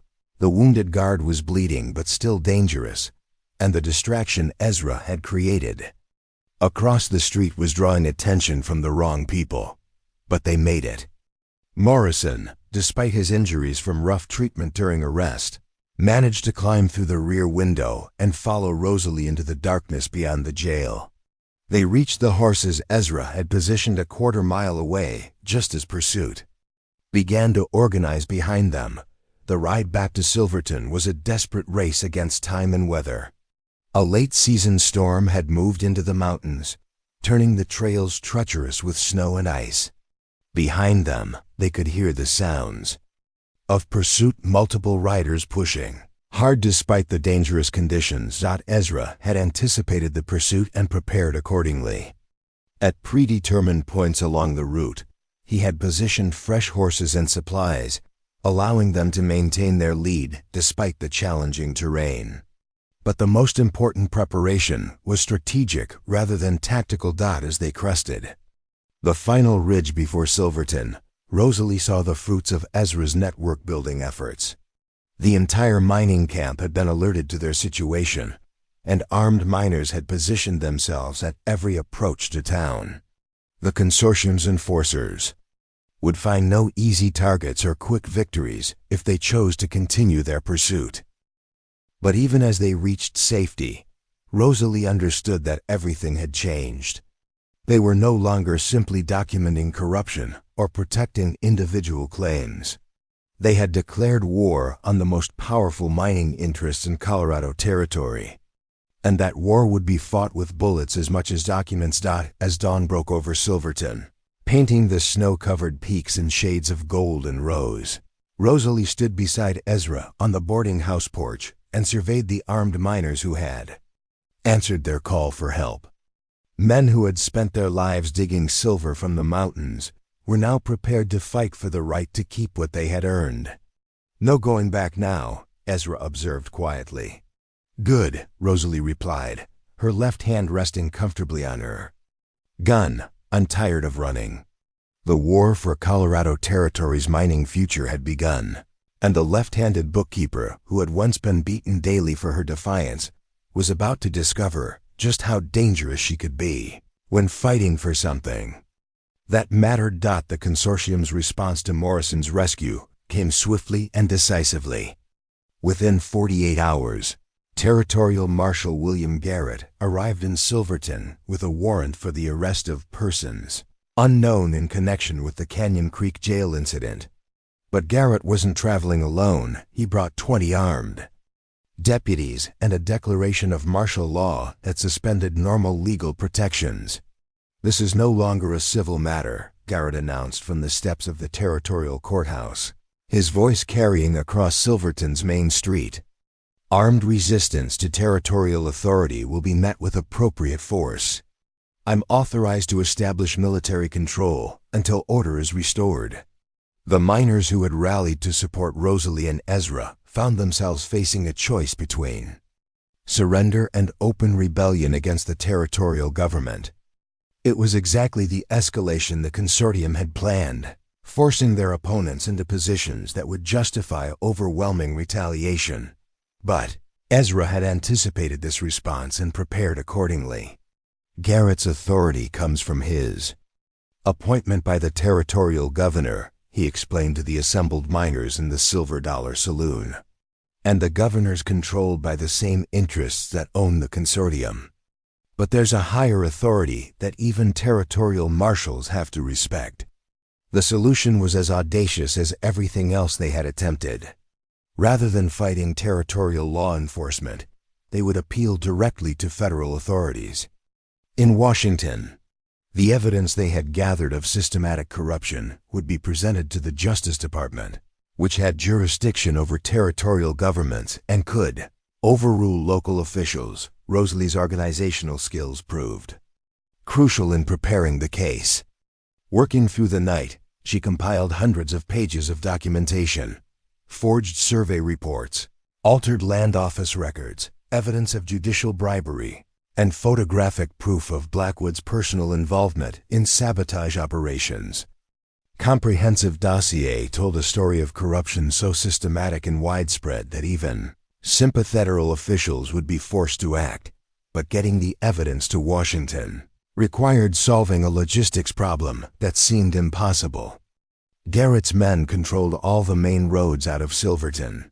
Telegraph lines had been cut to prevent outside communication, and any attempt to leave town with documents would result in immediate arrest. The answer came from an unexpected source. Father Miguel Santos, the elderly priest who served Silverton's Catholic community, had remained carefully neutral throughout the conflict between miners and the consortium. But when Alina approached him with a request for sanctuary, he offered something far more valuable than protection.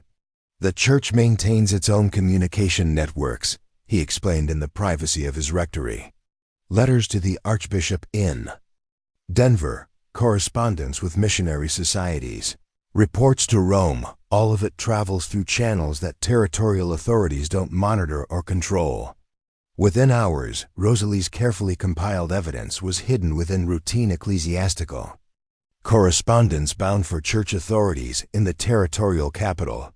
From there, trusted contacts would ensure the documents reached Justice Department officials who were already investigating territorial corruption in other parts of the West. But even with federal help potentially coming, They still faced the immediate threat of Garrett's occupation force. The marshal had established checkpoints throughout Silverton, conducted house-to-house searches for fugitives, and made it clear that he would use lethal force against anyone who interfered with his operations. The confrontation everyone had been dreading came on a cold December morning when Garrett's deputies surrounded the Silver Dollar boarding house. "We have reliable information that wanted criminals are harboring in this establishment," Garrett announced through a speaking trumpet. "All occupants will exit with hands visible and submit to search and questioning."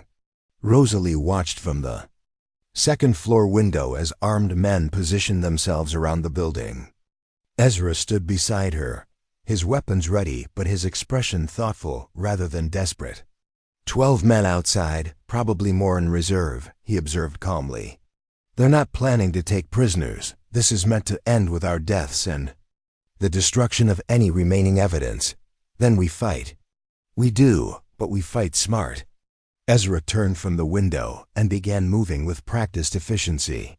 "There's a root cellar connected to the basement that opens into the alley behind Morrison's old supply shed.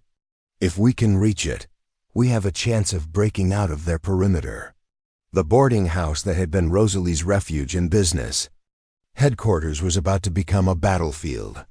Elena and the other residents had been evacuated through the cellar tunnel during the night, leaving only Rosalie, Ezra, and 3 trusted miners to face Garrett's overwhelming force. The siege began. When Garrett's patience ran out, rather than wait for surrender, he ordered his men to storm the building. The first deputies through the front door walked into a carefully prepared killing ground, where every angle had been calculated and every piece of furniture positioned for maximum defensive advantage. Rosalie found herself fighting from the top of the main staircase, her left-handed shooting providing an unexpected advantage in the narrow confines of the boarding house. The deputies had expected right-handed defenders and positioned themselves accordingly, leaving them exposed to her unconventional firing angle. The battle was fierce but brief. Outnumbered 4-1, the defenders couldn't hold their positions for long. But they had never intended to win the fight, only to buy enough time for their real plan to succeed. While the gunfight raged inside the boarding house, Morrison and 6 other miners were implementing the most crucial part of Ezra's strategy.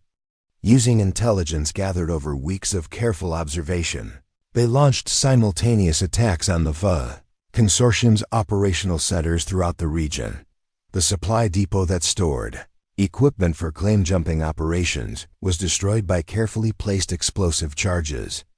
The temporary office where forged documents were prepared was raided and its contents seized as evidence.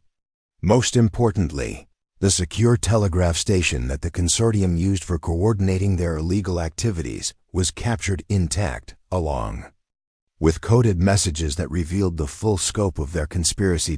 As smoke rose from multiple locations around Silverton, it became clear that this was no longer a simple law enforcement operation. The miners had transformed their desperate defense into a coordinated offensive that struck at the heart of consortium power in the territory. The tide of battle turned when help arrived from an unexpected quarter. Captain Andrew Harrison of the 5th Cavalry Regiment rode into Silverton at the head of 2 companies of federal troops, carrying orders that superseded Garrett's territorial authority. The Justice Department had acted faster than anyone had expected, dispatching military investigators to secure evidence and arrest the officials involved in the corruption scandal. "Marshal Garrett," Harrison announced as his troops surrounded the boarding house, "you and your deputies are relieved of authority pending federal investigation. Any resistance will be considered obstruction of federal justice." The confrontation that followed revealed the true scope of the conspiracy.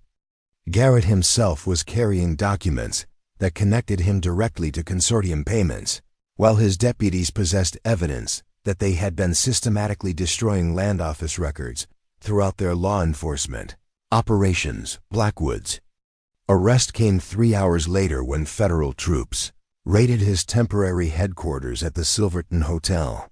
the lawyer who had presented himself as the legitimate face of consortium activities was found with detailed plans for expanding their illegal operations to mining districts throughout the Western Territories. But the most satisfying moment came when Territorial Surveyor Herbert Walsh, faced with overwhelming evidence of his fraud, agreed to testify against his consortium employers in exchange for immunity from prosecution. His testimony would expose not just the Silverton operation, but similar schemes in dozens of other mining communities. As federal investigators began the complex process of untangling years of systematic corruption, Rosalie and Ezra found themselves facing questions about their own activities. The jailbreak, the armed resistance, and the coordinated attacks on consortium facilities had saved Silverton's independent miners, but they had also involved clear violations of territorial law. The solution came from an unexpected source: Justice Department itself. "We need experienced investigators who understand how these corruption networks operate," the federal prosecutor explained to them in the privacy of Father Santos's rectory. "People who can identify fraudulent documentation, track illegal activities, and build cases that will stand up in federal court." The offer was simple: official appointment as federal marshals with authority to investigate territorial corruption throughout the western United States. It would mean leaving Silverton, traveling constantly, and facing dangers that would make their recent battles seem minor by comparison. But it would also mean the chance to fight the same kind of systematic oppression they had defeated here, using legal authority instead of guerrilla tactics. 6 months later, Deputy U.S. Marshals Rosalie Murphy and Ezra Cole rode into the territorial capital of Wyoming, carrying federal warrants for the arrest of 3 judges suspected of taking bribes from railroad interests.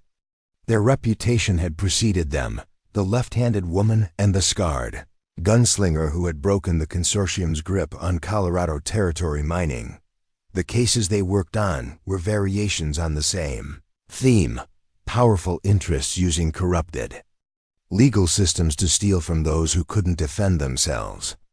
Railroad companies claiming farmland through forged documents. Cattle barons using false surveys to expand their ranges. Mining consortiums destroying the livelihoods of independent prospectors. In each case, Rosalie's organizational skills and attention to detail proved crucial in building federal cases that could withstand the best legal talent money could buy. Her left-handed penmanship, once a source of daily beatings, became the signature on arrest warrants that sent corrupt officials to federal prison. But it was the partnership itself that made them truly formidable. Ezra's experience with illegal operations gave him insights into how corruption networks functioned, while Rosalie's legitimate business background helped her identify the financial mechanisms that made such conspiracies possible. Together, they could unravel complex schemes that neither could have tackled alone. Their most significant case came 2 years after leaving Silverton, when they were assigned to investigate territorial corruption in New Mexico. The scheme they uncovered made the consortium's activities look modest by comparison: a conspiracy that involved railroad companies, mining interests, cattle barons, and territorial officials working together to steal millions of acres of land from Mexican-American families whose property rights dated back to Spanish colonial grants. The investigation took 18 months and covered thousands of miles of territory. Rosalie compiled evidence in 4 languages, documented forgeries spanning decades, and built financial records that tracked stolen wealth from its original theft to its final destination in Eastern bank accounts. The trials that followed sent 12 territorial officials to federal prison and resulted in the return of over 2 million acres to their rightful owners. More importantly, they established legal precedents that protected property rights throughout the southwestern territories and made similar large-scale theft much more difficult. As their reputation grew, so did the complexity of their assignments.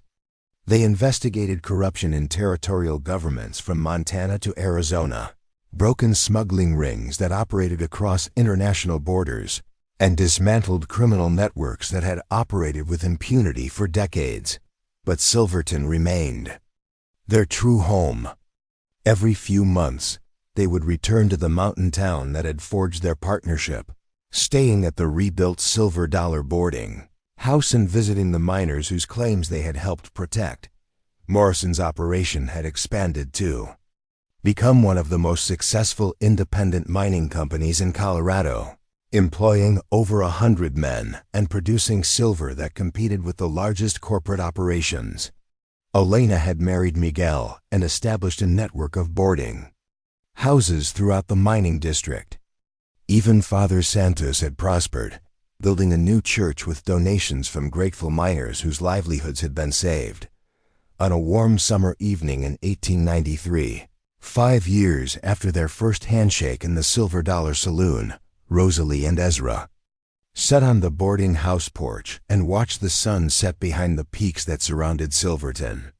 Their latest case, a complex investigation into cattle rustling and political corruption in Montana Territory, had been successfully concluded, and they had a few weeks of rest before their next assignment.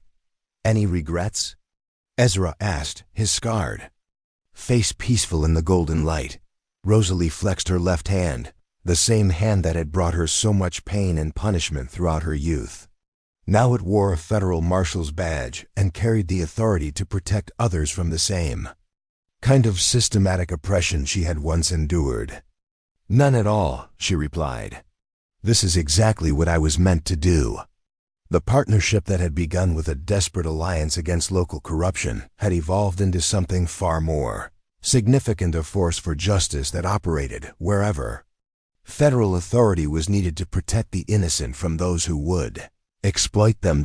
And in the growing darkness of the mountain evening, the left-handed woman and the scarred gunslinger planned their next campaign against injustice, secure in the knowledge that some partnerships were stronger than the forces that opposed them.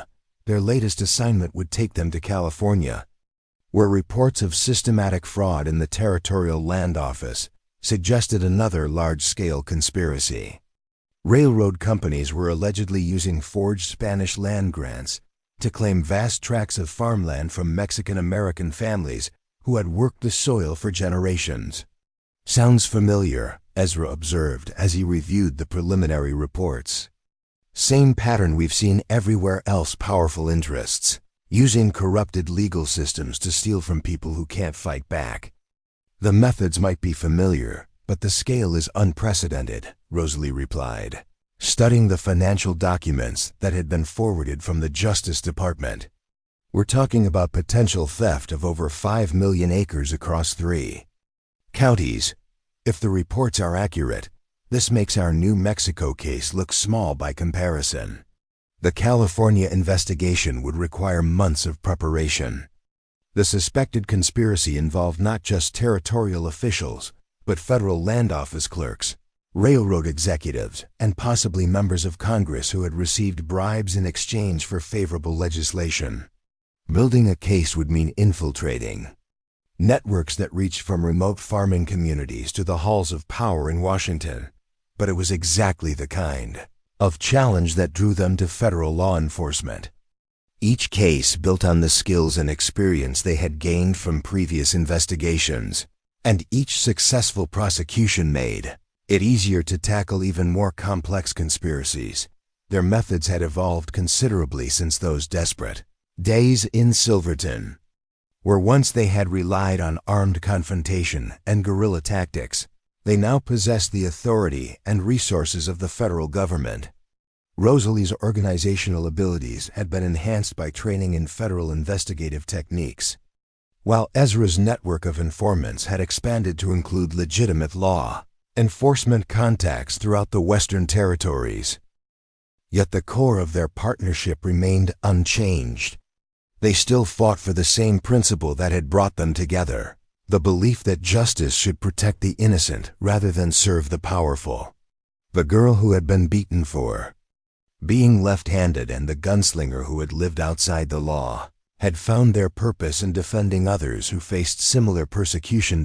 As they prepared to leave Silverton for California, word came that would add urgency to their mission. A Mexican-American farming family in Fresno County had been murdered after refusing to abandon land their ancestors had owned for over a century. The killings bore the hallmarks of professional work, a message to other families who might consider resisting the land grab. "They're not even pretending to use legal methods anymore," Rosalie said grimly as she read the telegram reporting the murders. "Just like the consortium when they realized their corruption was being exposed." "Then we'd better move fast," Ezra replied, already beginning to pack their gear. "Once they start killing witnesses, building a case becomes much more difficult." The train that carried them west from Colorado wound through some of the most spectacular scenery in America: mountain passes carved by ancient glaciers, vast desert expanses that stretched to distant horizons, fertile valleys where new communities were taking root. But for Rosalie and Ezra, the journey was primarily an opportunity to study case files and plan their approach to what promised to be their most dangerous investigation yet. California had achieved statehood in 1850, but vast portions of the territory remained lawless frontiers where federal authority was more theoretical than practical. The land fraud they were investigating had been enabled by the chaos of rapid territorial expansion, conflicting legal systems, and the simple fact that many victims were too poor or isolated to seek justice through normal channels. Their first stop was San Francisco, where Justice Department officials briefed them on the scope of the suspected conspiracy.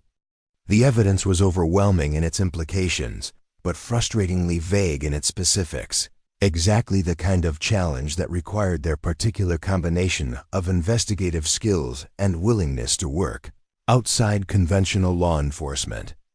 Methods: "We have reports of forged documents, bribed officials, and intimidation of witnesses," explained Assistant Attorney General Charles Morrison, ironically sharing a surname with the Silverton miner whose rescue had launched their federal careers. "But every time we try to build a formal case, key witnesses disappear or evidence gets destroyed. We need investigators who can operate independently and gather evidence that will stand up in federal court." The briefing confirmed what Rosalie and Ezra had suspected. They were facing an enemy that had learned from the consortium's mistakes. This conspiracy was better organized, more ruthless, and had deeper connections to federal officials who could provide warnings about impending investigations. But they had also learned from their experiences. The partnership that had begun as a desperate alliance between two outcasts had evolved into a sophisticated law enforcement operation, capable of taking on the most complex criminal enterprises in the American West. Their first target would be the Fresno County Land Office, where records showed an unusual pattern of ownership transfers that coincided with the arrival of railroad surveyors. If the pattern held, they would find evidence of systematic document forgery that could be traced back to the conspiracy's leadership. As their train pulled into the Fresno station on a hot August morning, Rosalie reflected on the journey that had brought her from Sister Margaret's classroom to federal law enforcement. The left hand that had once brought her daily beatings now wore a gold wedding ring. She and Ezra had married quietly in Denver 2 years earlier, their partnership having deepened into something that transcended professional collaboration. But marriage had not changed the essential nature of their work or their commitment to justice. If anything, it had strengthened their effectiveness by providing the complete trust and understanding that made them formidable as both investigators and enforcers of federal law. The California case would test every skill they had developed and every principle they held dear. But as they stepped off the train into the blazing California sun, neither Deputy U.S. Marshal Rosalie Cole nor her husband Ezra doubted that they would find a way to bring justice to those who had been wronged. After all, some partnerships were indeed stronger than the forces that opposed them, and theirs had been forged in the fires of adversity, tempered by years of successful collaboration, and strengthened by the knowledge that their work made the world a little more just for those who had nowhere else to turn. the left-handed woman who had once been beaten daily for her defiance, was now a force for justice across the American frontier. And her story was far from over. The Fresno County Land Office sat at the center of the town's modest business district, a two-story brick building that housed the records for millions of acres of some of California's most fertile farmland. Rosalie and Ezra approached it on their second day in town, having spent their first 24 hours observing the local power structure and identifying key players in the suspected conspiracy. The land office clerk, Benjamin Hayes, was a nervous man in his 40s who had held his position for 8 years, long enough to oversee the suspicious ownership transfers that had caught federal attention. When Rosalie presented her credentials and requested to examine specific land records, Hayes's reaction confirmed their suspicions. Federal marshals? Hayes stammered, his hands visibly shaking as he reviewed their documentation. I wasn't informed that any federal investigation was underway. Perhaps you should speak with County Supervisor Williams first. We don't need permission from local officials to examine federal land records, Rosalie replied calmly, her left hand resting casually near her weapon. Unless you're suggesting that territorial authorities have some reason to prevent federal oversight? The records Hayes eventually produced told a damning story. Over 300 separate properties had changed hands in the past 2 years, almost all following the same pattern. Original Mexican-American owners would suddenly discover problems with their land grants, face expensive legal challenges they couldn't afford, and eventually sell their property for a fraction of its value to railroad-connected buyers. But it was the quality of the documentation that revealed the true scope of the fraud. The Spanish land grants that formed the legal basis for challenging the original owners were perfect forgeries, too perfect. They contained historical details and legal language that would have been impossible to duplicate without access to original documents held in archives hundreds of miles away. Someone with extraordinary resources has been producing these forgeries, Rosalie observed as she and Ezra reviewed the evidence in their hotel room that evening. This isn't the work of local criminals. It's a sophisticated operation with connections to legitimate historians and archivists. Their investigation expanded to include the Fresno County Courthouse, where they discovered that Judge Harrison Blackwell had presided over every single case involving disputed Spanish land grants. More suspiciously, his ruling showed a pattern of accepting dubious documentary evidence, while rejecting testimony from witnesses who had lived on the disputed lands for decades. The breakthrough came when they interviewed Maria Santos, the widow of the murdered farming family. Despite her fear and grief, she provided crucial information about the conspiracy's methods. They came 3 times, she told them in heavily accented English, tears streaming down her weathered face. First the surveyor, who said our boundaries were wrong. Then the lawyer, who said our papers were no good. Finally the men with guns, who said we had to leave or die. But Maria had something the conspirators hadn't expected, a hiding place where her husband had concealed the family's original land grant documents, along with correspondence that revealed the true scope of the scheme. The letters, written in Spanish and English, showed coordination between railroad executives, territorial officials, and federal land office clerks stretching back over 5 years.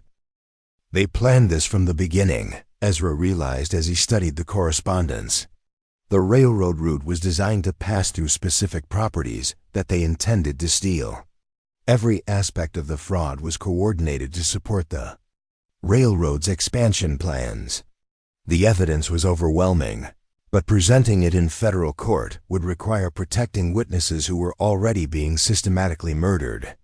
The Santos family wasn't the only victims. At least 6 other Mexican-American families had died under suspicious circumstances after refusing to sell their land. Rosalie's solution drew on lessons learned from their Silverton experience. Rather than trying to protect individual witnesses, they would gather enough documentary evidence to prosecute the conspiracy without relying on testimony from terrorized victims. working through trusted contacts in the Catholic Church. Father Santos's recommendations had opened doors throughout the Southwest. They gained access to original Spanish colonial records held in mission archives. Comparison with the forged documents used in the land grab revealed not just fraud but systematic theft of historical documents from religious institutions. The federal raids that followed were carefully coordinated to prevent the destruction of evidence. While Ezra led teams that arrested Judge Blackwell and Land Office Supervisor Williams, Rosalie supervised the seizure of records from the railroad company's Fresno offices. The operation netted thousands of documents, including correspondence that implicated officials in Washington who had provided advance warning of federal investigations. But the most dramatic moment came during the arrest of railroad executive Jonathan Pierce, the mastermind behind the land fraud conspiracy. Pierce had barricaded himself in his mansion outside Fresno, surrounded by hired gunmen who were prepared to fight rather than allow their employer to face justice. The siege lasted 18 hours. Pierce's defenders were well armed and professionally trained, making direct assault impossible without significant casualties. But Rosalie had learned that successful law enforcement often required patience and strategy rather than overwhelming force, using intelligence gathered from captured documents. She identified Pierce's financial assets and arranged for federal seizure of his bank accounts, railroad stock holdings, and property investments.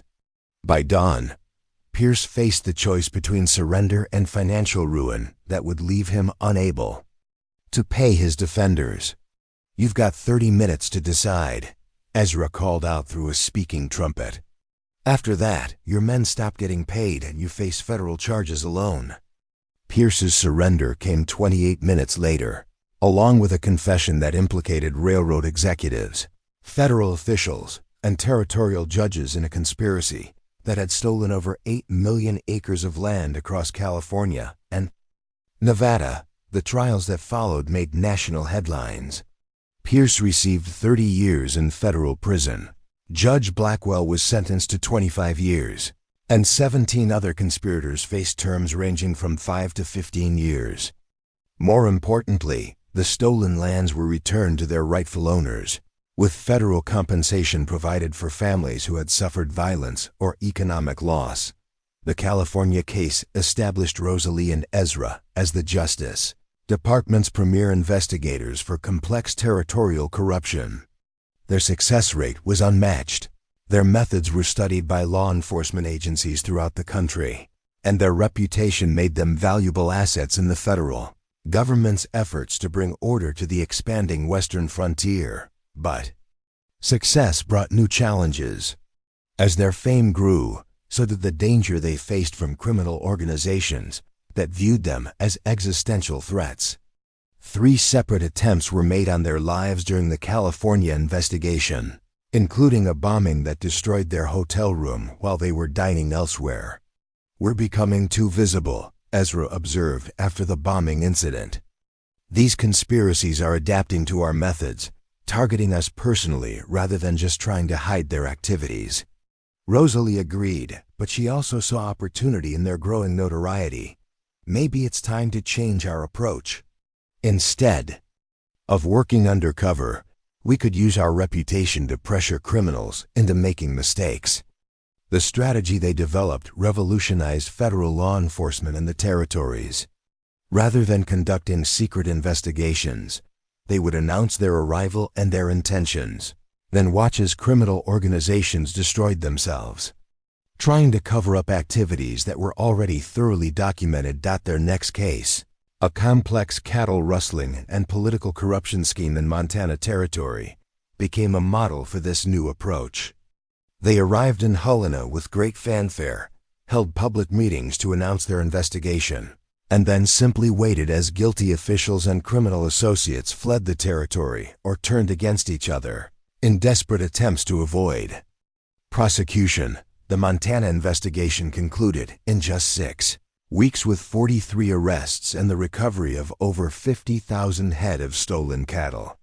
More importantly, It demonstrated that federal law enforcement could be both highly effective and completely transparent when backed by sufficient authority and preparation. By 1895, Deputy U.S. Marshals Rosalie and Ezra Cole had become legendary figures throughout the American West. Their investigations had resulted in over 300 convictions, the recovery of millions of dollars in stolen property, and the establishment of legal precedents that protected property rights across the Western territories. But their greatest achievement was less tangible. They had proven that justice was possible even in the most lawless circumstances, that systematic corruption could be defeated by intelligent investigation and unwavering commitment to principle. As they sat on the porch of their home in Denver, a modest house they had purchased with their federal salaries, Rosalie reflected on the long journey from Sister Margaret's classroom to the pinnacle of frontier law enforcement. The scars on her knuckles had long since faded, but the strength she had gained from those early trials remained the foundation of everything she had accomplished. "Any regrets about leaving the quiet life of bookkeeping?" Ezra asked, watching the sun set behind the Rocky Mountains. Rosalie smiled, her left hand unconsciously moving to touch the federal marshal's badge she wore even when off duty. "The only thing I regret is that it took so long to find work that truly mattered." Their most recent assignment would take them to Alaska Territory, where reports of systematic fraud in mining claims suggested yet another large-scale conspiracy. The journey would be their most challenging yet, thousands of miles through dangerous terrain to investigate crimes in one of the most remote regions of North America. But distance and danger had never deterred them before. The partnership that had begun with a handshake in a Colorado saloon had evolved into something that transcended individual ambition or personal safety. They fought not for glory or recognition, but for the simple principle that justice should protect the innocent rather than serve the powerful. The left-handed woman who had once cowered under Sister Margaret's punishment was now one of the most feared law enforcement officers in America, her very name enough to send corrupt officials fleeing rather than face investigation. And beside her stood the scarred gunslinger who had found redemption in service to something greater than himself. Together, they represented the best possibilities of the American frontier, the chance for individuals to remake themselves through courage and determination, the opportunity to build something meaningful from the raw materials of justice and partnership. Their story would continue in Alaska, and beyond that in whatever territory needed federal marshals who understood that some principles were worth fighting for, regardless of the odds against success. Up next, you've got two more standout stories right on your screen. If this one hits the mark, you won't want to pass these up. Just click and check them out. And don't forget to subscribe and turn on the notification bell so you don't miss any upload from us.